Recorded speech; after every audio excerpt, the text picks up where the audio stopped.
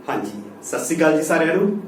मैं धर्मपाल सिंह हिसाब master government high school Patara आप जी के सामने पेश हाँ क्लास 7वीं का दूजा अध्याय भिन्ना ते दशमलव ਨੂੰ ਲੈ ਕੇ ਹਾਜ਼ਰ ਹਾਂ। ਵਿਦਿਆਰਥੀਓ, ਇਸ ਤੋਂ ਪਹਿਲੇ ਕੁਝ ਲੈਕਚਰਸ ਦੇ ਵਿੱਚ ਤੁਸੀਂ ਭਿੰਨਾਂ ਦੇ ਬਾਰੇ ਸਮਝਿਆ ਹੋਵੇਗਾ। ਅੱਜ ਦੇ ਇਸ ਲੈਕਚਰ ਦੇ ਵਿੱਚ ਅਸੀਂ ਆਪ ਜੀ ਦੇ ਨਾਲ ਦਸ਼ਮਲਵਾਂ ਦੇ ਬਾਰੇ ਗੱਲ ਕਰਾਂਗੇ। ਦਸ਼ਮਲਵਾਂ ਦੀ ਜੋੜ, ਉਹਨਾਂ ਦੇ ਉੱਤੇ ਲੱਗਣ ਵਾਲੇ ਹੋਰ ਆਪਰੇਸ਼ਨ ਜਿਵੇਂ ਕਿ ਉਹਨਾਂ ਦੀ ਗੁਣਾ ਹੋ ਗਈ ਹਨਾ, ਇਹਨਾਂ ਸਾਰੀਆਂ ਚੀਜ਼ਾਂ ਦੇ ਬਾਰੇ ਆਪਾਂ ਗੱਲ ਕਰਾਂਗੇ। ਫਿਰ ਅਸੀਂ ਸਭ ਤੋਂ ਪਹਿਲਾਂ ਤਾਂ ਅਸੀਂ ਇਹ ਦੇਖਾਂਗੇ ਕਿ ਦਸ਼ਮਲਵ ਹੈ ਕੀ।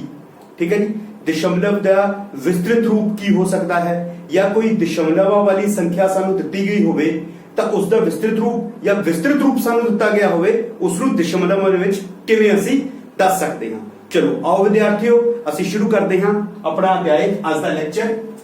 ਸਭ ਤੋਂ ਪਹਿਲਾ ਸ਼ਬਦ ਹੈ ਦਸ਼ਮਲਵ। ਵਿਦਿਆਰਥੀਓ, ਦਸ਼ਮਲਵ ਸ਼ਬਦ ਤੋਂ ਭਾਵ ਹੈ ਦਸਵਾਂ। ਦਸਵੇਂ ਤੋਂ ਭਾਵ ਕੀ ਹੈ? ਮੰਨ ਲਓ ਅਸੀਂ ਇੱਕ ਇਕਾਈ ਦੀ ਪद्धति ਲੈ ਕੇ ਚੱਲਦੇ ਹਾਂ। ਉਹ ਕੀ ਹੈ? ਅਸੀਂ ਛੋਟੀਆਂ ਕਲਾਸਾਂ ਦੇ ਵਿੱਚ ਚੀਜ਼ ਦੇਖੀ ਹੈ। ਇਹ ਮੰਨ ਲਓ ਸਾਡੇ ਕੋਲ ਇਕਾਈ, ਇੱਧਰ ਹੈ ਸਾਡੇ ਕੋਲ ਦਹਾਈ, ਇੱਧਰ ਹੈ ਸਾਡੇ ਕੋਲ ਸੈਂਕੜਾ। ਇਕਾਈ, ਦਹਾਈ, ਸੈਂਕੜਾ, ਹੋਰ ਵੀ ਇੱਧਰ ਤੱਕ ਚੱਲਦੇ ਹਾਂ। ਜਦੋਂ ਅਸੀਂ ਇਕਾਈ ਤੋਂ ਸੱਜੇ ਪਾਸੇ ਵੱਲ ਨੂੰ ਜਾਂਦੇ ਹਾਂ ਤਾਂ ਇੱਧਰ ਆਂਦਾ ਹੈ ਦਸਵਾਂ। ਜਿਹੜਾ ਇਹ ਦਸਵਾਂ ਹੈ ਉਸ ਤੋਂ ਬਾਅਦ ਆਏਗਾ ਜੀ 100ਵਾਂ, ਫਿਰ ਆਏਗਾ ਜੀ 1000ਵਾਂ। ਇਹ ਇਕਾਈ, ਦਹਾਈ, ਸੈਂਕੜਾ, 1000, 10,000, ਲੱਖ ਇੱਧਰ ਚੱਲੇਗਾ। ਇੱਧਰ ਚੱਲੇਗਾ ਜੀ ਦਸਵਾਂ, 100ਵਾਂ, 1000ਵਾਂ ਅਤੇ 100ਵਾਂ। ਹੋਰ ਵੀ ਤਰੀਕੇ ਦੇ ਨਾਲ ਉਧਰ ਨੂੰ ਆਪਾਂ ਚਲਾ ਸਕਦੇ ਹਾਂ।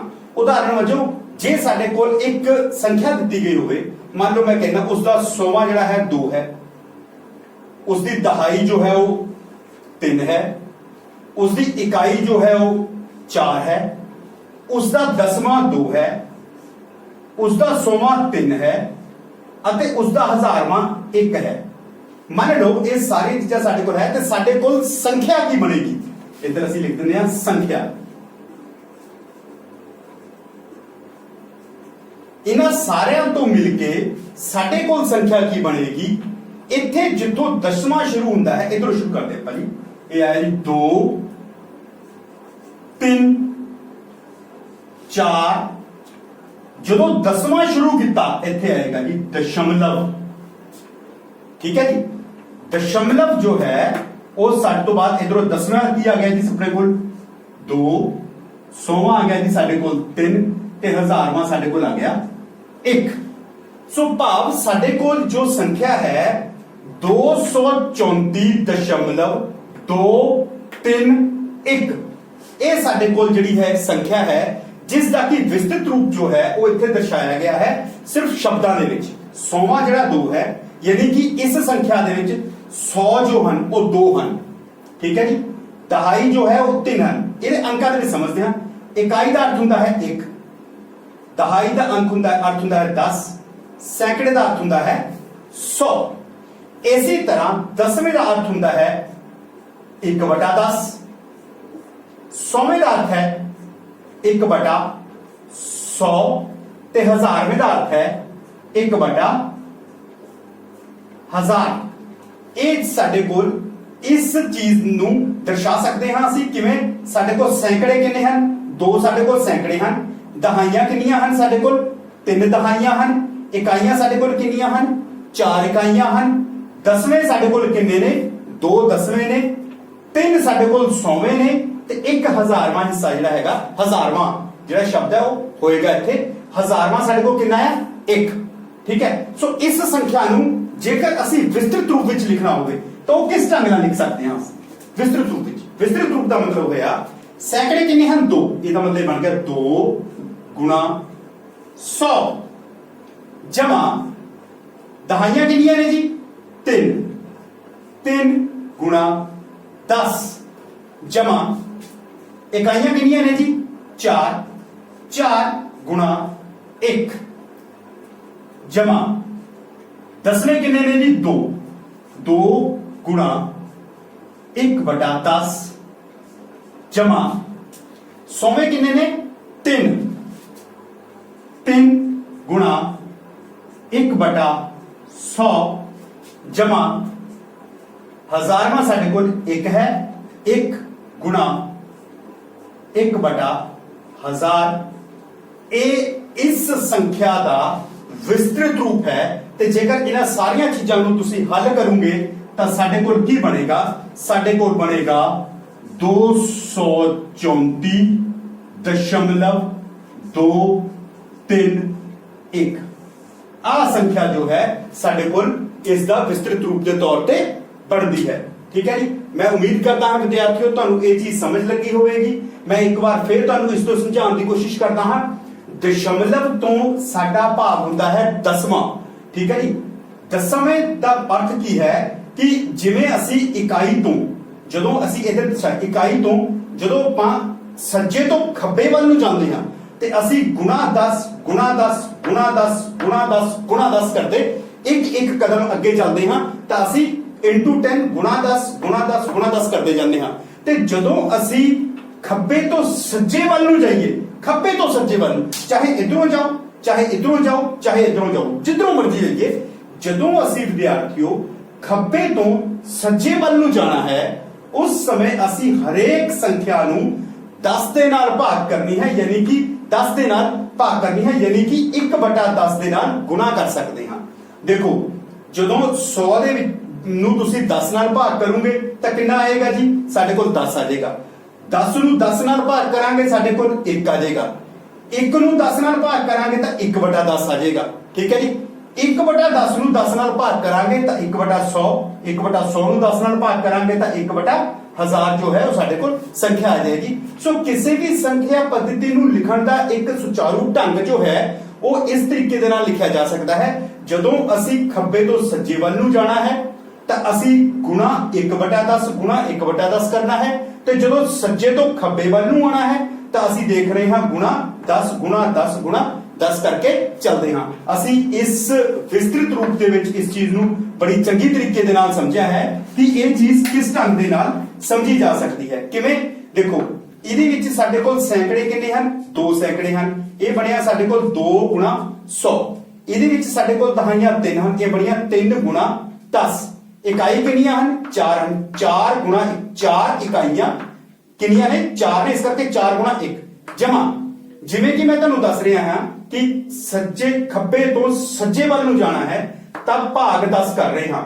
100 ਦਾ ਕਿੰਨਾ ਰਹਿ ਗਿਆ, 10 10 ਦਾ ਕਿੰਨਾ ਰਹਿ ਗਿਆ, 1 1 ਦਾ ਬਣ ਜਾਏਗਾ 1/10। 1/10 ਨੂੰ ਜਦੋਂ 1/10 ਨਾਲ ਗੁਣਾ ਕੀਤਾ ਜਾਏਗਾ ਤਾਂ 1/100 ਅਤੇ ਇਸੇ ਤਰੀਕੇ ਦੇ ਨਾਲ ਅੱਗੇ ਅੱਗੇ ਵਧਾਇਆ ਜਾ ਸਕਦਾ ਹੈ। ਜਦੋਂ ਇਸ ਵਿਸਤ੍ਰਿਤ ਰੂਪ ਨੂੰ ਅਸੀਂ ਸੰਗਠਿਤ ਰੂਪ ਦੇ ਵਿੱਚ ਲਿਖਾਂਗੇ ਤਾਂ ਉਹ ਹੋਏਗਾ 234।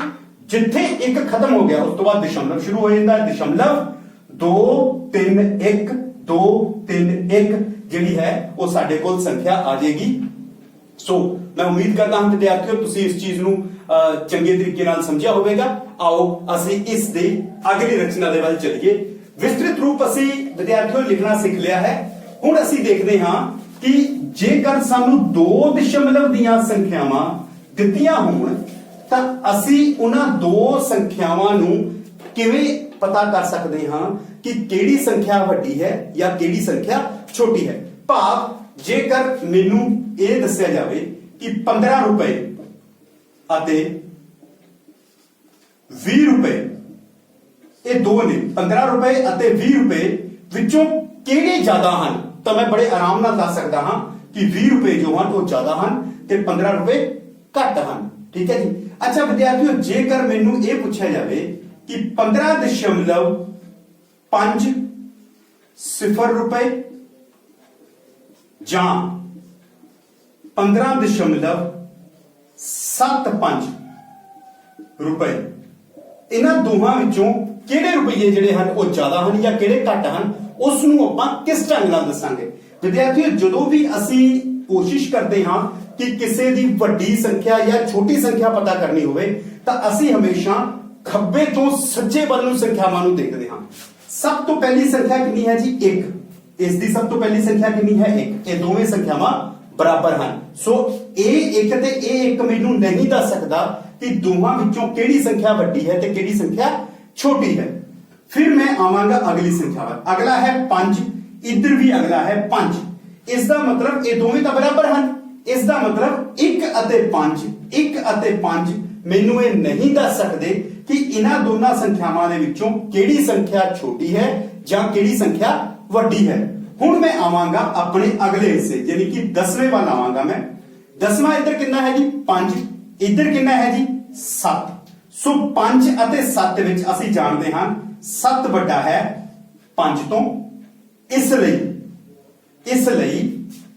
15.75 रुपये ਵੱਧ ਹਨ ਕਿਤੋਂ 15.50 रुपया ਤੋਂ ਇਹ ਸੰਖਿਆ ਜਿਹੜੀ ਹੈਗੀ ਆ ਵੱਧ ਹੈ, ਇਹ ਰੁਪਏ ਵੱਧ ਹਨ। ਸੋ ਵਿਦਿਆਰਥੀਓ ਅਸੀਂ ਇਸ ਉਦਾਹਰਨ ਦੇ ਵਿੱਚ ਕੋਸ਼ਿਸ਼ ਕੀਤੀ ਹੈ ਇਹ ਚੀਜ਼ ਸਮਝਣ ਦੀ ਕਿ ਜੇਕਰ ਦਸ਼ਮਲਵ ਵਾਲੀ ਸੰਖਿਆਵਾਂ ਦੀਆਂ ਪਹਿਲੀਆਂ ਸੰਖਿਆਵਾਂ ਜੋ ਹਨ ਉਹ ਬਰਾਬਰ ਦੀਆਂ ਹੋ ਜਾਣ ਤਾਂ ਫਿਰ ਇਹ ਕਿਸ ਤਰੀਕੇ ਨਾਲ ਜਾਂਚਿਆ ਜਾ ਸਕਦਾ ਹੈ, ਕਿਸ ਤਰੀਕੇ ਨਾਲ ਦੱਸਿਆ ਜਾ ਸਕਦਾ ਹੈ ਜਾਂ ਵੇਖਿਆ ਜਾ ਸਕਦਾ ਹੈ ਕਿ ਕਿਹੜੀ ਸੰਖਿਆ ਛੋਟੀ ਹੈ ਤੇ ਕਿਹੜੀ ਸੰਖਿਆ ਵੱਡੀ ਹੈ। आओ विद्यार्थियों असी इस दियां एक दो होर उदाहरणा लेके करते हां। चलो अगली उदाहरण दे विच असी इस दियां रुपइयां ते पैसिਆਂ दे विच कुछ उदाहरणा होर लेके चलते हां। 5.50 रुपए अते 5.05 रुपए आ दो रुपए साडे कोल अलग अलग दिते गए ने। इन्हां दोहां दे विचों मैं ये दसना चाहुंदा हां कि किहड़ी चीज छोटी है या किहड़ी चीज वड्डी है। ठीक है, सो इहदे विच भी मैं सब तो पहले वही चीज करांगा। सब तो पहले खब्बे तो सज्जे वाल नूं जाना है, याद रखना खब्बे तो सज्जे वाल नूं जाना है। पहली संख्या देखी कितनी है जी 5। इसकी पहली संख्या देखी कितनी है जी 5। सो ये दशमलव तो पहली वाली संख्यावां मैनू नहीं दस पा रही कि ये संख्या वड्डी है या ये संख्या वड्डी है। सो मैं दशमलव तो बाद अगले रुख वाल अगे चलता हाँ। उस तो बाद 10वां, इधर जो 10वें का मूल है वो है 5, इधर 10वें का मूल है 0। सो मैं जानता हाँ 5 0 नालों वड्डा हुंदा है। इसका मतलब 5 वड्डा है 0 नालों। मैं हुण अगले मूल वाल नहीं जावांगा। मैनू जिस स्थान दे विच मैनू अपने प्रश्न का जवाब मिल जाता है मैं उत्थे ही रुक के दस सकता हाँ कि भी मेरी किहड़ी संख्या वड्डी है ते किहड़ी संख्या छोटी है। सो इस दे विच मैं देखिया 5.50 वड्डा है 5.05 नालों। रुपये में लिख लेना नाल आ देखो जी। सो मैं उम्मीद करता विद्यार्थियों तुसी इस चीज नूं समझिया होवेगा ते थोड़ा जांचिया भी होएगा कि आपां किस ढंग दे नाल इह चीज नूं कर रहे हां। मैं दोबारा फिर दसदा हां इस चीज नूं खब्बे तो सज्जे वाल नूं देखना है ते एक एक संख्या देखनी। पहलो इसकी संख्या फिर इसकी संख्या फिर दशमलव आ गया। ठीक है, फिर दशमलव तो बाद अगले 10वां हिस्सा देखिया इहदा 10वां देखिया इहदा ते इधर इहदा 0। 10वां दा मूल है 0, इधर 10वें दा जिहड़ा स्थानिक मूल है वो 5। तो अपने को आ गया 5 वड्डा है 0। तो इहदा मतलब यह होया कि 5.50 रुपए ज्यादा हैं कितों 5.05 रुपइया तो। सो मैं उम्मीद करता हाँ तुसी इस चीज नूं समझिया होवेगा। आओ विद्यार्थियों इसदी एक होर उदाहरण लेके असी अगले स्टेप वाल जिहड़ा है आपां चलदे हां। इस दे तीसरी उदाहरण दे विच प्रश्न नंबर 3 दे विच असी जांचदे हां 2.03 जां 2.30 इन्हां दोहां संख्यावां विच किहड़ी संख्या वड्डी है ते किहड़ी संख्या छोटी है। किस संख्या का मूल्य ज्यादा है किस संख्या का मूल्य घट है। सब तो पहले फिर ही सब तो पहले पहली संख्या 2 है, इसकी पहली संख्या 2 है। तो इसका मतलब पहली संख्या तो सानू नहीं दस पाएगी कि भाई एक किहड़ी संख्या छोटी है ते किहड़ी संख्या वड्डी है। आओ असी इस दे अगली संख्या वाल रुक करिए। इसकी अगली संख्या है 0 ते इसकी अगली संख्या है 3। सो साडे कोल 0 जो है वो छोटा हुंदा है किहदे नालों 3 नालों। जिहड़ी संख्या छोटी हुंदी है उहदे वाल नूं मुंह बंद रखदे हां, ਜਿਹੜੀ ਸੰਖਿਆ ਵੱਡੀ ਹੁੰਦੀ ਹੈ ਉਹਦੇ ਵੱਲ ਨੂੰ ਆਪਾਂ ਮੂੰਹ ਖੁੱਲਾ ਰੱਖਦੇ ਹਾਂ, ਇਹ ਯਾਦ ਰੱਖਣਾ ਹੈ। ਸੋ ਇਸ ਕਰਕੇ 3 ਵੱਡਾ ਹੈ 0 ਤੋਂ, ਸੋ ਆਹ ਸੰਖਿਆ ਵੱਡੀ ਹੋ ਗਈ। ਆਪਾਂ ਲਿਖ ਸਕਦੇ ਹਾਂ 2.30 ਵੱਡਾ ਹੈ 2.03 ਨਾਲ। ਇਹ ਵਿਦਿਆਰਥੀਓ ਸਾਡੇ ਕੋਲ ਜਿਹੜੀ ਚੀਜ਼ ਹੈ ਇਹ ਆ ਗਈ ਹੈ। ਉਹ ਇਸ ਚੀਜ਼ ਨੂੰ ਆਪਾਂ ਥੋੜਾ ਜਿਹਾ ਹੋਰ ਚੰਗੀ ਤਰ੍ਹਾਂ ਸਮਝਣਾ ਹੋਵੇ ਤਾਂ ਅਸੀਂ ਇਸ ਦੀਆਂ ਹੋਰ ਵੀ ਉਦਾਹਰਨਾਂ ਲੈ ਕੇ ਕਰ ਸਕਦੇ ਹਾਂ, ਪਰ ਮੈਂ ਉਮੀਦ ਕਰਦਾ ਹਾਂ ਤੁਸੀਂ ਆਪਣੀ ਅਭਿਆਸ ਦੇ ਵਿੱਚ ਇਸ ਦੀਆਂ ਕਾਫੀ ਸਾਰੀਆਂ ਉਦਾਹਰਨਾਂ ਦਿੱਤੀਆਂ ਗਈਆਂ ਹਨ, ਜੇ ਕਾਫੀ ਸਾਰੇ ਪ੍ਰਸ਼ਨ ਦਿੱਤੇ ਗਏ ਹਨ ਅਭਿਆਸ ਦੇ, ਤੁਸੀਂ ਉਹਨਾਂ ਸਾਰੇ ਪ੍ਰਸ਼ਨਾਂ ਨੂੰ ਹੱਲ ਕਰੋ। ਮੈਂ ਉਮੀਦ ਕਰਦਾ ਹਾਂ ਤੁਸੀਂ ਜੇਕਰ ਇਸ ਨੂੰ ਸਮਝ ਗਏ ਹੋ ਤਾਂ ਤੁਸੀਂ ਉਹ ਸਾਰੇ ਪ੍ਰਸ਼ਨਾਂ ਦਾ ਹੱਲ ਬੜੇ ਆਰਾਮ ਦੇ ਨਾਲ ਕਰ ਸਕਦੇ ਹੋ। ਸੋ ਆਓ ਵਿਦਿਆਰਥੀਓ, ਹੁਣ ਅਸੀਂ ਦੇਖਦੇ ਹਾਂ ਕਿ ਦਸ਼ਮਲਵਾਂ ਦੀ ਕੀਮਤ ਜੋ ਹੈ, ਦਸ਼ਮਲਵਾਂ ਦੀ ਜ਼ਰੂਰਤ ਜੋ ਹੈ ਉਹ ਸਾਨੂੰ ਕਿੱਥੇ ਪੈਂਦੀ ਹੈ। ਵਿਦਿਆਰਥੀਓ, ਜਦੋਂ ਵੀ ਅਸੀਂ ਕਿਸੇ ਵੀ ਖਾਸ ਇਕਾਈ ਨੂੰ, ਕਿਸੇ ਵੀ ਇੱਕ ਇਕਾਈ ਨੂੰ ਉਸ ਤੋਂ ਵੱਡੀ ਇਕਾਈ ਦੇ ਵਿੱਚ ਉਸ ਨੂੰ ਬਦਲਣਾ ਹੁੰਦਾ ਹੈ, ਉਸ ਸਮੇਂ ਸਾਨੂੰ ਇਸ ਦੀ ਲੋੜ ਪੈਂਦੀ ਹੈ। ਕਿਵੇਂ?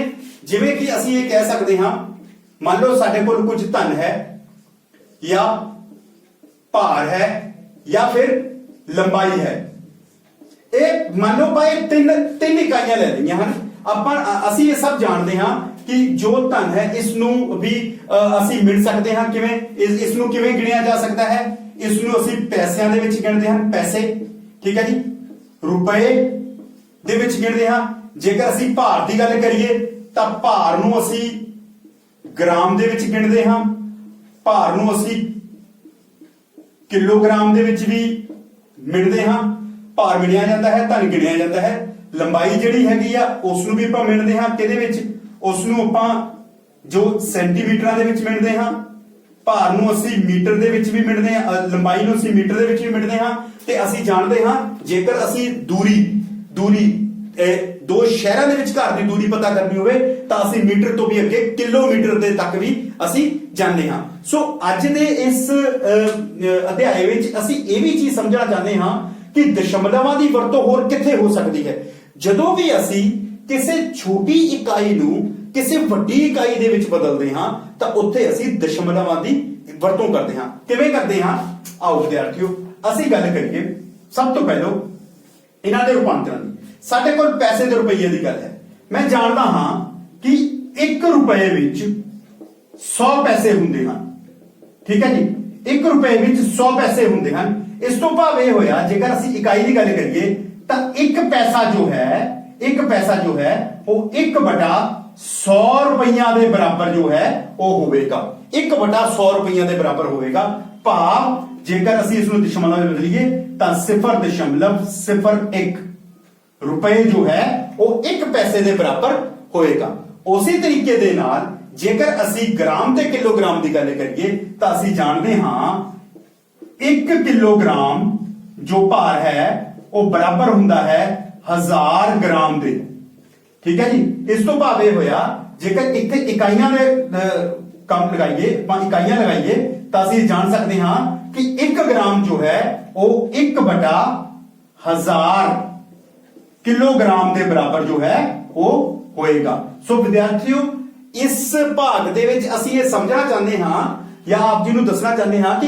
ਕਿਵੇਂ ਇੱਕ ਛੋਟੀ ਇਕਾਈ ਨੂੰ ਦਸ਼ਮਲਵਾਂ ਦੀ ਮਦਦ ਦੇ ਨਾਲ ਇੱਕ ਵੱਡੀ ਇਕਾਈ ਦੇ ਵਿੱਚ ਬਦਲਿਆ ਜਾ ਰਿਹਾ ਹੈ। ਦੇਖੋ, ਇੱਕ ਛੋਟੀ ਇਕਾਈ ਹੈ ਗ੍ਰਾਮ, ਉਸ ਨੂੰ ਵੱਡੀ ਇਕਾਈ ਕਿਲੋਗ੍ਰਾਮ ਦੇ ਵਿੱਚ ਬਦਲਣਾ ਹੈ ਤੇ ਦਸ਼ਮਲਵਾਂ ਦੇ ਭਾਗ ਵਿੱਚ ਬਦਲਣਾ ਹੈ। ਇਸ ਦਾ ਦਸ਼ਮਲਵ ਰੂਪ ਕੀ ਆਏਗਾ ਜੀ? 0.001 ਕਿਲੋਗ੍ਰਾਮ। ਸੋ ਇਹ ਦਸ਼ਮਲਵਾਂ ਦੀ ਵਰਤੋਂ ਹੈ ਜੋ ਅਸੀਂ ਆਮ ਜ਼ਿੰਦਗੀ ਦੇ ਵਿੱਚ ਕਰਦੇ ਹਾਂ ਤੇ ਇਸ ਨੂੰ ਸਮਝਦੇ ਵੀ ਹਾਂ, ਠੀਕ ਹੈ। ਚਲੋ ਆਓ ਵਿਦਿਆਰਥੀਓ, ਇਸ ਨਾਲ ਜੁੜੇ ਹੋਏ ਕੁਝ ਇੱਕ ਸਵਾਲ ਕਰਕੇ ਦੇਖਦੇ ਹਾਂ, ਫਿਰ ਅਸੀਂ ਇਸ ਤੋਂ ਅਗਲੇ ਟੌਪਿਕ ਵੱਲ ਜਾਵਾਂਗੇ, ਠੀਕ ਹੈ ਜੀ। ਸਭ ਤੋਂ ਪਹਿਲਾਂ ਵਿਦਿਆਰਥੀਓ, ਅਸੀਂ ਕੋਸ਼ਿਸ਼ ਕਰਦੇ ਹਾਂ ਪੈਸਿਆਂ ਨੂੰ ਜੋ ਹੈ ਉਹ ਬਦਲਣ ਦੀ ਕੋਸ਼ਿਸ਼ ਕਰਦੇ ਹਾਂ। ਸਾਡੇ ਕੋਲ 7 ਪੈਸੇ ਦਿੱਤੇ ਗਏ ਹਨ ਪਹਿਲੇ ਸਵਾਲ ਵਿੱਚ। 7 ਪੈਸੇ।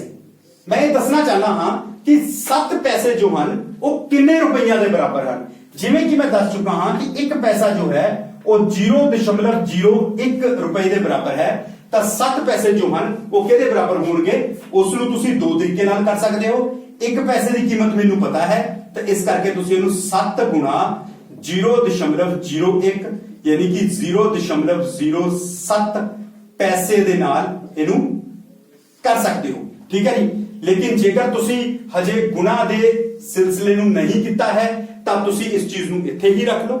ਅਸੀਂ ਇਸ ਨੂੰ ਦੂਸਰੇ ਢੰਗ ਨਾਲ ਵੀ ਕਰ ਸਕਦੇ ਹਾਂ, ਜਿਸ ਢੰਗ ਦੇ ਨਾਲ ਮੈਂ ਇੱਥੇ ਕੀਤਾ ਸੀ। ਕਿਵੇਂ? ਦੇਖੋ ਵਿਦਿਆਰਥੀਓ, 100 ਪੈਸੇ ਮੇਰੇ ਕੋਲ 1 ਰੁਪਏ ਦੇ ਬਰਾਬਰ ਹਨ। ਮੈਂ ਪੈਸੇ ਨੂੰ ਰੁਪਈਆਂ 'ਚ ਬਦਲਣਾ ਹੈ। 7 ਪੈਸੇ ਸੀਗੇ, 7 ਨੂੰ ਛੱਡ ਦਿਓ। ਪੈਸੇ ਮੇਰੇ ਕੋਲ ਜੋ ਇਹਨਾਂ ਦੋਨਾਂ ਦੇ ਵਿਚਕਾਰ ਸੰਬੰਧ ਹੈ ਆਪਸ ਦਾ, ਉਹ ਹੈ ਕਿ 100 ਪੈਸੇ 1 ਰੁਪਏ ਦੇ ਬਰਾਬਰ ਹਨ। ਇਸ ਤੋਂ ਭਾਵ ਹੈ ਕਿ 1 ਪੈਸਾ ਜੋ ਹੈ ਉਹ 1/100 ਰੁਪਏ ਦੇ ਬਰਾਬਰ ਜੋ ਹੈ ਉਹ ਹੋਏਗਾ। ਤੇ ਜੇਕਰ 1 ਪੈਸਾ 1/100 ਦੇ ਬਰਾਬਰ ਹੋਏਗਾ ਤੇ 7 ਪੈਸੇ ਕਿੰਨੇ ਦੇ ਬਰਾਬਰ ਹੋਣਗੇ? ਦੇਖੋ ਵਿਦਿਆਰਥੀਓ, ਇਹ ਸੇਮ ਉਹੀ ਸਵਾਲ ਹੈ। ਜੇ ਆਪ ਜੀ ਨੂੰ ਇਹ ਕਿਹਾ ਜਾਵੇ ਕਿ 1 ਰੁਪਏ ਦੀ ਇੱਕ ਟੌਫੀ ਆਂਦੀ ਹੈ ਤਾਂ 10 ਰੁਪਏ ਦੀਆਂ ਕਿੰਨੀਆਂ ਟੌਫੀਆਂ ਆਣਗੀਆਂ? 10 ਟੌਫੀਆਂ ਆਣਗੀਆਂ। ਕਿਵੇਂ ਪਤਾ ਲੱਗਿਆ? 1 ਨੂੰ 10 ਨਾਲ ਗੁਣਾ ਕਰਕੇ। ਸੋ ਇਹਦੇ ਵਿੱਚ ਵੀ ਇਦਾਂ ਹੈ, 1 ਪੈਸੇ ਦੀ ਕੀਮਤ ਇੰਨੀ ਹੈ ਤਾਂ 7 ਪੈਸਿਆਂ ਦੀ ਕੀਮਤ 7 ਗੁਣਾ 1/100 ਇਹਦਾ ਉੱਤਰ ਆਏਗਾ। ਯਾਨੀ ਕਿ 7/100, ਯਾਨੀ ਕਿ ਇਹਨੂੰ ਅਸੀਂ ਲਿਖ ਸਕਦੇ ਹਾਂ 0.07 ਰੁਪਏ ਜੋ ਹੈ ਉਹ ਇਸ ਦਾ ਮੁੱਲ ਹੋਏਗਾ। 7 ਪੈਸਿਆਂ ਦਾ ਜਿਹੜਾ ਹੈਗਾ ਉਹ ਮੁੱਲ ਹੋਏਗਾ ਰੁਪਈਆਂ ਦੇ ਵਿੱਚ 0.07 ਰੁਪਏ ਜੋ ਹੈ ਉਹ ਇਸ ਦਾ ਮੁੱਲ ਹੋਏਗਾ। ठीक है विद्यार्थियों, चलो आओ ਅਸੀਂ ਇੱਕ ਹੋਰ ਸਵਾਲ ਕਰਕੇ ਦੇਖੀਏ ਤੇ ਮੈਂ ਉਮੀਦ ਕਰਦਾ ਹਾਂ ਇਸ ਨੂੰ ਤੁਸੀਂ ਆਪ ਜ਼ਰੂਰ ਕਰੋਗੇ। ਹੁਣ ਅਸੀਂ ਕਰਦੇ ਹਾਂ, ਜੇਕਰ ਸਾਡੇ ਕੋਲ 50 ਪੈਸੇ ਦਿੱਤੇ ਹੋ, ਸਾਨੂੰ 50 ਪੈਸੇ ਦਿੱਤੇ ਗਏ ਹਨ, 50 ਪੈਸੇ। ਚਲੋ ਮੈਂ ਉਮੀਦ ਕਰਦਾ ਹਾਂ ਤੁਸੀਂ ਇਸ ਨੂੰ ਆਪਣੇ ਆਪ ਆਪਣੇ ਲੈਵਲ ਦੇ ਉੱਤੇ ਕਰਨ ਦੀ ਕੋਸ਼ਿਸ਼ ਕਰੋ, ਠੀਕ ਹੈ ਜੀ। ਮੈਂ ਇਸ ਨੂੰ ਥੋੜਾ ਤੇਜ਼ੀ ਦੇ ਨਾਲ ਤੇ ਸ਼ਾਰਟਕਟ ਢੰਗ ਦੇ ਨਾਲ ਕਰਨ ਦੀ ਕੋਸ਼ਿਸ਼ ਕਰਾਂਗਾ। ਸਿੱਧਾ ਹੀ ਕਿਵੇਂ? ਜਿਵੇਂ ਕਿ ਮੈਂ ਜਾਣਦਾ ਹਾਂ। ਦੇਖੋ ਮੈਂ ਇਹਨਾਂ ਦੋ ਸਵਾਲਾਂ ਨੂੰ ਆਪਸ ਦੇ ਵਿੱਚ ਕਿਵੇਂ ਬਦਲਦਾ ਹਾਂ। 1 ਪੈਸਾ 1/100, 1 ਪੈਸਾ 1/100 ਇੱਥੇ ਵੀ ਆਏਗਾ। ਇੱਥੇ ਜਦੋਂ 7 ਪੈਸੇ ਦੀ ਗੱਲ ਕੀਤੀ ਸੀ ਤਾਂ 7 ਗੁਣਾ 1/100 ਕੀਤਾ ਗਿਆ ਸੀ। ਜਦੋਂ 50 ਪੈਸੇ ਦੀ ਗੱਲ ਕਰਾਂਗਾ ਤਾਂ 50 ਗੁਣਾ 1/100 ਕਰਾਂਗਾ। ਇਹ ਸਿਫਰ ਦੇ ਨਾਲ ਸਿਫਰ ਕੱਟਿਆ ਗਿਆ। 5 × 5 5 ਦੂਣੀ 10 ਬਰਾਬਰ 1/2। ਜੇਕਰ ਤੁਸੀਂ ਇਸ ਨੂੰ ਦਸ਼ਮਲਵਾਂ ਦੇ ਵਿੱਚ ਬਦਲੋ ਤਾਂ ਇਹ ਆ ਜਾਏਗਾ 0.5 ਰੁਪਏ ਜੋ ਹੈ ਉਹ ਇਹਦੇ ਵਿੱਚ ਬਦਲ ਸਕਦੇ ਹੋ। ਜਾਂ ਫਿਰ ਤੁਸੀਂ ਕੀ ਕਰ ਸਕਦੇ ਹੋ, ਇਸ ਦੀ ਕਟਿੰਗ ਨਾ ਕਰੋ। ਮੈਂ ਇਸ ਨੂੰ ਥੋੜਾ ਜਿਹਾ ਹੋਰ ਢੰਗ ਨਾਲ ਕਰਦਾ ਹਾਂ। ਮੈਂ ਇਸ ਦੀ ਕਟਿੰਗ ਨਹੀਂ ਕਰਦਾ, ਇੱਕ ਹੋਰ ਤਰੀਕਾ ਕਰਦੇ ਹਾਂ। ਚਲੋ ਇਹਦੇ ਵਿੱਚ ਅਸੀਂ ਕੀ ਕਰਦੇ ਹਾਂ, 50 ਗੁਣਾ 1/100 ਇਹ ਆ ਗਿਆ ਜੀ 50/100। ਠੀਕ ਹੈ ਜੀ। ਅਸੀਂ ਜਾਣਦੇ ਹਾਂ ਜਦੋਂ ਵੀ ਕਿਸੇ ਚੀਜ਼ ਨੂੰ 10 ਦੇ ਨਾਲ, 100 ਦੇ ਨਾਲ, 1000 ਦੇ ਨਾਲ, 10,000 ਦੇ ਨਾਲ, 1 ਲੱਖ ਦੇ ਨਾਲ ਤੇ ਇਸੇ ਤਰੀਕੇ ਦੇ ਨਾਲ, ਯਾਨੀ ਕਿ ਇੱਕ ਦੇ ਪਿੱਛੇ ਸਿਫਰਾਂ ਦਿੱਤੀਆਂ ਹੋਣ ਤਾਂ ਉਹਨਾਂ ਨੂੰ ਭਾਗ ਕਰਨ ਦਾ ਸਭ ਤੋਂ ਸੌਖਾ ਤਰੀਕਾ ਕੀ ਹੁੰਦਾ ਹੈ? ਜਿੰਨੀਆਂ ਸਿਫਰਾਂ ਹੁੰਦੀਆਂ ਹਨ ਉਨੇ ਹੀ ਅੰਕ ਛੱਡ ਕੇ ਦਸ਼ਮਲਵ ਦਾ ਨਿਸ਼ਾਨ ਲਗਾ ਦਿੱਤਾ ਜਾਵੇ। ਕਿੰਨੀਆਂ ਸਿਫਰਾਂ ਹਨ? 1 2। ਹਰ ਦੇ ਵਿੱਚ 2 ਸਿਫਰਾਂ ਹਨ, ਇਸ ਕਰਕੇ ਅਸੀਂ ਦਸ਼ਮਲਵ 1 2 ਯਾਨੀ ਕਿ ਦਸ਼ਮਲਵ ਜੋ ਹੈ ਉਹ ਇੱਥੇ ਲੱਗ ਜਾਏਗਾ। ਇਸ ਤੋਂ ਪਹਿਲਾਂ 0 ਲਗਾ ਦੋ ਤਾਂ ਆ ਜਿਹੜਾ ਹੈ ਤੁਹਾਡੇ ਕੋਲ ਉੱਤਰ ਆ ਜਾਏਗਾ ਕਿੰਨੇ ਰੁਪਏ। ਇਸ ਦਾ ਮਤਲਬ ਇਹ ਹੈ ਕਿ 50 ਪੈਸੇ 0.50 ਰੁਪਈਆਂ ਦੇ ਬਰਾਬਰ ਹੋਣਗੇ। ਠੀਕ ਹੈ ਵਿਦਿਆਰਥੀਓ, ਚਲੋ ਮੈਂ ਉਮੀਦ ਕਰਦਾ ਹਾਂ ਤੁਸੀਂ ਇਸ ਦੇ ਨਾਲ ਦੇ ਸਵਾਲ ਆਪ ਕਰ ਸਕੇ ਹੋ। ਅੱਜ ਆਓ ਅਸੀਂ ਹੁਣ ਇਸ ਦੀਆਂ ਇੱਕ ਦੋ ਹੋਰ ਇਕਾਈਆਂ ਨੂੰ ਆਪਸ ਦੇ ਵਿੱਚ ਬਦਲ ਕੇ ਦੇਖੀਏ। ਛੋਟੀ ਇਕਾਈ ਨੂੰ ਵੱਡੀ ਇਕਾਈ ਦੇ ਵਿੱਚ ਬਦਲ ਕੇ ਦੇਖਦੇ ਹਾਂ ਕਿ ਉਹ ਕਿਸ ਢੰਗ ਦੇ ਨਾਲ ਜਿਹੜਾ ਹੈ ਦਸ਼ਮਲਵ ਸਾਡੀ ਮਦਦ ਕਰ ਸਕਦੇ ਹਨ। ਚਲੋ ਵਿਦਿਆਰਥੀਓ, ਹੁਣ ਅਸੀਂ ਕਰਦੇ ਹਾਂ 200 ਗ੍ਰਾਮ। 200 ਗ੍ਰਾਮ ਹੈ, 200 ਗ੍ਰਾਮ ਨੂੰ ਕਿਲੋਗ੍ਰਾਮ ਦੇ ਵਿੱਚ ਬਦਲਦੇ ਹਾਂ। ਕਿੰਨੇ ਕਿਲੋਗ੍ਰਾਮ? ਇਹ 200 ਗ੍ਰਾਮ ਦੀ ਗੱਲ ਕਰ ਰਹੇ ਹਾਂ ਕਿ 200 ਗ੍ਰਾਮ ਜੋ ਹੈ ਉਹ ਕਿੰਨੇ ਕਿਲੋਗ੍ਰਾਮ ਦੇ ਬਰਾਬਰ ਹੋਵੇਗਾ। ਠੀਕ ਹੈ, ਸਭ ਤੋਂ ਪਹਿਲਾਂ ਫਿਰ ਉਹੀ ਪੁਰਾਣੀ ਚੀਜ਼, ਜੇਕਰ ਮੈਂ 1 ਕਿਲੋਗ੍ਰਾਮ ਦੀ ਗੱਲ ਕਰਾਂ, 1 ਕਿਲੋਗ੍ਰਾਮ ਬਰਾਬਰ ਹੁੰਦਾ ਹੈ 1000 ਗ੍ਰਾਮਾਂ ਦੇ। ਠੀਕ ਹੈ ਜੀ, 1 ਕਿਲੋਗ੍ਰਾਮ 1000 ਗ੍ਰਾਮ ਦੇ ਬਰਾਬਰ ਹੁੰਦਾ ਹੈ। ਜੇਕਰ ਇੱਥੇ ਅਸੀਂ ਇਕਾਈ ਵਾਲਾ ਫਾਰਮੂਲਾ ਲਗਾਈਏ ਤਾਂ 1 ਗ੍ਰਾਮ ਜੋ ਹੈ ਉਹ ਸਾਡੇ ਕੋਲ 1/1000 ਕਿਲੋਗ੍ਰਾਮ ਦੇ ਬਰਾਬਰ ਹੋਏਗਾ। ਠੀਕ ਹੈ ਵਿਦਿਆਰਥੀਓ, ਹੁਣ ਉਸਨੇ ਸਾਨੂੰ ਕਿੰਨੇ ਕਹੇ ਨੇ? 200 ਗ੍ਰਾਮ। ਤਾਂ ਇਸ ਦਾ ਮਤਲਬ 200 ਗ੍ਰਾਮ ਜੋ ਹੈ ਉਹ ਸਾਡੇ ਕੋਲ ਬਰਾਬਰ ਹੋਏਗਾ 200 ਗੁਣਾ 1/1000। ये आ गया जी 200 बटा 1 2 3 हजार। मैं हुणी थोड़ी देर पहला आप जी ਨੂੰ ਦੱਸਿਆ ਕਿ ਬਈ ਜਦੋਂ ਵੀ ਬਟੇ ਦੇ ਵਿੱਚ ਯਾਨੀ ਕਿ ਹਰ ਦੇ ਵਿੱਚ ਇੱਕ ਦੇ ਪਿੱਛੇ 1 0 2 0 3 0 ਜਿੰਨੀਆਂ ਵੀ ਜ਼ੀਰੋ ਮਰਜ਼ੀ ਹੋਣ ਉਸ ਦੇ ਵਿੱਚ ਲਈ ਭਾਗ ਕਰਨ ਦੀ ਲੋੜ ਨਹੀਂ ਹੁੰਦੀ। ਇੱਕ ਦੇ ਪਿੱਛੇ ਕਿੰਨੇ ਸਿਫਰ ਨੇ 1 2 3 ਤਾਂ ਉੱਪਰ ਅਸੀਂ 1 2 3 ਅੰਕ ਛੱਡ ਕੇ ਜੋ ਹੈ ਉਹ ਆਪਾਂ ਸਿਫਰ ਲਗਾ ਸਕਦੇ ਹਾਂ। ਇਸ ਦਾ ਮਤਲਬ 00 ग्राम जो है वो साडा किलोग्राम 00 इन्ने किलोग्राम जो है वो साडा उत्तर आ गया। लेकिन ਅਸੀਂ ਜਾਣਦੇ ਹਾਂ ਕਿ ਦਸ਼ਮਲਵਾਂ ਤੋਂ ਬਾਅਦ ਜ਼ੀਰੋ ਦੀ ਕੋਈ ਕੀਮਤ ਨਹੀਂ ਹੁੰਦੀ। ਐਂਡ ਦੇ ਵਿੱਚ ਆਖਿਰ ਦੇ ਵਿੱਚ ਦਸ਼ਮਲਵ ਤੋਂ ਬਾਅਦ ਜੇਕਰ ਆਖਿਰ ਦੇ ਵਿੱਚ ਜ਼ੀਰੋ ਲੱਗਿਆ ਹੋਣਾ ਉਹਦੀ ਕੋਈ ਕੀਮਤ ਨਹੀਂ ਹੁੰਦੀ। ਇਸ ਕਰਕੇ 0.2 ਕਿਲੋਗ੍ਰਾਮ ਜੋ ਹੈ ਉਹ ਸਾਡਾ ਜੋ ਹੈ ਇਸ ਦਾ ਉੱਤਰ ਹੋਏਗਾ। ਸੋ ਇਸ ਮੈਂ ਉਮੀਦ ਕਰਦਾ ਹਾਂ ਵਿਦਿਆਰਥੀਓ ਇਹ ਜੋ ਛੋਟੀ ਇਕਾਈਆਂ ਨੂੰ ਵੱਡੀ ਇਕਾਈਆਂ ਦੇ ਵਿੱਚ ਬਦਲਣ ਦਾ ਜੋ ਢੰਗ ਹੈ ਉਹ ਤੁਸੀਂ ਬਿਲਕੁਲ ਸਮਝੇ ਹੋਵੋਗੇ। ਆਓ ਅਸੀਂ ਇਸ ਦੇ ਅਗਲੇ ਰੁੱਖ ਵੱਲ ਮੁੜਦੇ ਹਾਂ। ਅਗਲਾ ਰੁੱਖ ਹੈ ਵਿਦਿਆਰਥੀਓ ਜੋੜ ਅਤੇ ਘਟਾਓ। ਜੋੜ ਅਤੇ ਘਟਾਓ। ਦੇਖੋ ਵਿਦਿਆਰਥੀਓ ਜੋੜ ਅਤੇ ਘਟਾਓ ਅਜਿਹੀਆਂ ਦੋ ਚੀਜ਼ਾਂ ਹਨ, ਆਪਰੇਸ਼ਨ ਹਨ ਜਿਹੜੇ ਅਸੀਂ ਪਹਿਲਾਂ ਵੀ ਛੋਟੀਆਂ ਕਲਾਸਾਂ ਦੇ ਵਿੱਚ ਕੀਤੇ ਹੋਏ ਹਨ। ਸੋ ਮੈਂ ਛੋਟੀ ਕਲਾਸ 'ਚ ਕੀਤੇ ਹੋਏ ਹਨ। ਮੈਂ ਉਮੀਦ ਕਰਦਾ ਹਾਂ ਤੁਸੀਂ ਇਹਦੇ ਵਿੱਚ ਥੋੜਾ ਜਿਹਾ ਚੀਜ਼ ਨੂੰ ਸਮਝੋਗੇ ਤਾਂ ਜੋ ਵੀ ਮੈਂ ਹੁਣੀ ਥੋੜੀ ਦੇਰ ਪਹਿਲਾਂ ਆਪ ਜੀ ਨੂੰ ਦੱਸਿਆ ਗ੍ਰਾਮ ਕਿਲੋਗ੍ਰਾਮ ਪੈਸੇ ਰੁਪਏ ਉਹਨਾਂ ਨੂੰ ਅਸੀਂ ਇਹਦੇ ਵਿੱਚ ਜੋ ਹੈ ਲਿਆਉਣ ਦੀ ਕੋਸ਼ਿਸ਼ ਕਰਦੇ ਹਾਂ ਤੇ ਦੇਖਦੇ ਹਾਂ ਕਿ ਕੀ ਆਇਆ। ਮੇਰੇ ਕੋਲ ਹੈ 3 ਕਿਲੋਗ੍ਰਾਮ, ਮੇਰੇ ਕੋਲ 3 ਕਿਲੋਗ੍ਰਾਮ ਅਤੇ 200 ਗ੍ਰਾਮ ਸੇਬ ਹਨ। 3 किलोग्राम ਅਤੇ 200 ग्राम सेब ਹਨ। फिर मैं 2 किलोग्राम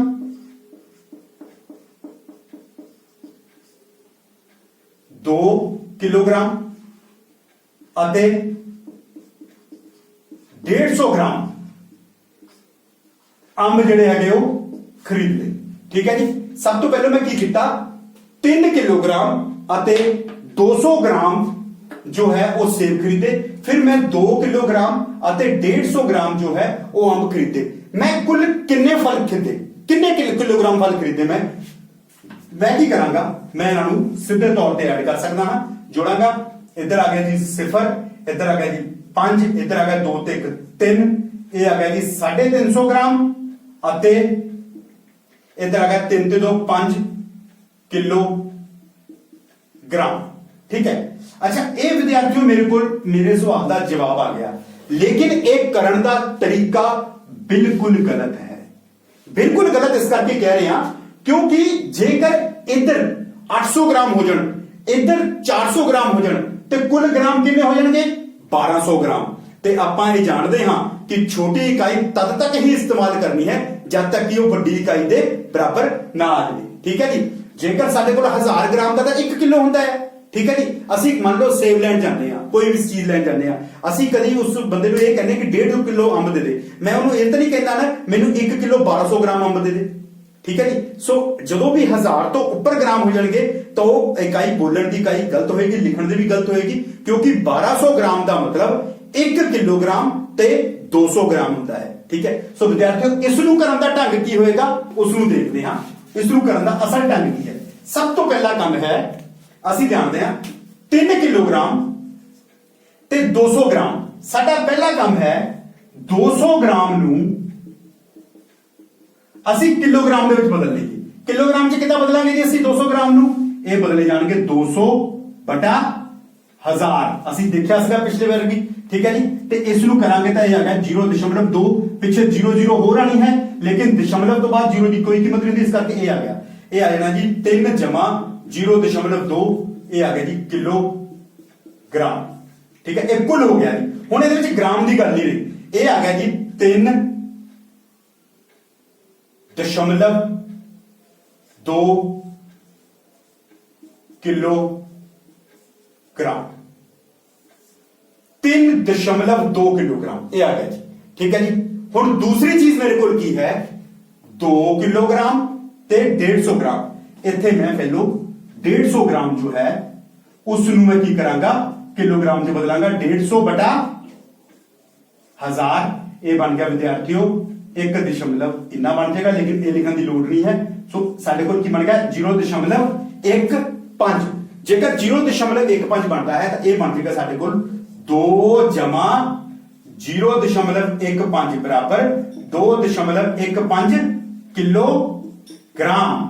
ਇਹ ਵਿਦਿਆਰਥੀਓ ਸਾਡੇ ਕੋਲ ਚੀਜ਼ ਬਣ ਗਈ। 3 ਕਿਲੋਗ੍ਰਾਮ ਤੇ 200 ਗ੍ਰਾਮ ਬਣ ਗਏ 3.2 ਕਿਲੋਗ੍ਰਾਮ, ਤੇ 2 ਕਿਲੋਗ੍ਰਾਮ ਤੇ 150 ਗ੍ਰਾਮ ਸਾਡੇ ਕੋਲ ਬਣ ਗਏ 2.25 ਕਿਲੋਗ੍ਰਾਮ। ਤੇ ਇਹਨਾਂ ਨੂੰ ਹੁਣ ਕਿਵੇਂ ਐਡ ਕਰਨਾ ਹੈ, ਕਿਵੇਂ ਜੋੜਨਾ ਹੈ, ਆਓ ਇਸ ਨੂੰ ਦੇਖੀਏ। ਹੁਣ ਇਸ ਨੂੰ ਐਡ ਕਰਨਾ ਜੋੜਨਾ ਬਹੁਤ ਸੌਖਾ ਹੈ। ਉਹ ਕਿਵੇਂ ਹੈ 3.2 किलोग्राम, दूसरा है 2.15 किलोग्राम। ठीक है जी। अच्छा विद्यार्थियों दशमलव के थले दशमलव रखी दा दसवां हिस्सा दसवें के थले तो 100वां के थले, जिथे 100वां नहीं है उत्थे सिफर लगा दो। ठीक है जी। इन्हें जोड़ कर लो। ये आ गया जी 5 2 ते 1 3 3 ते 2 5 किलोग्राम। सो प्यारे विद्यार्थियों ਇਹ ਹੈ ਸਾਡੇ ਕੋਲ ਦਸ਼ਮਲਵਾਂ ਦੇ ਵਿੱਚ ਅਭਿਆਸ ਜੋ ਹੈ ਸਾਡੀ 2.5 ਦੇ ਸਵਾਲ ਜਿਹੜੇ ਹੈ ਆਪ ਜੀ ਦੇ ਸਾਹਮਣੇ ਕੱਢ ਕੇ ਦੇਖੇ। ਮੈਂ ਉਮੀਦ ਕਰਦਾ ਹਾਂ ਆਪ ਜੀ ਨੂੰ ਇਹ ਲੈਕਚਰ ਪਸੰਦ ਆਇਆ ਹੋਵੇਗਾ ਤੇ ਸਮਝ ਵੀ ਆਇਆ ਹੋਵੇਗਾ। ਅਸੀਂ ਹੁਣ ਅਗਲੇ ਲੈਕਚਰ ਦੇ ਵਿੱਚ ਜੋ ਹੈ ਉਹ ਦਸ਼ਮਲਵਾਂ ਦੇ ਜਿਹੜੇ ਹੈਗੇ ਆ ਉਹ ਗੁਣਾ ਦੇ ਬਾਰੇ ਗੱਲਬਾਤ ਕਰਾਂਗੇ।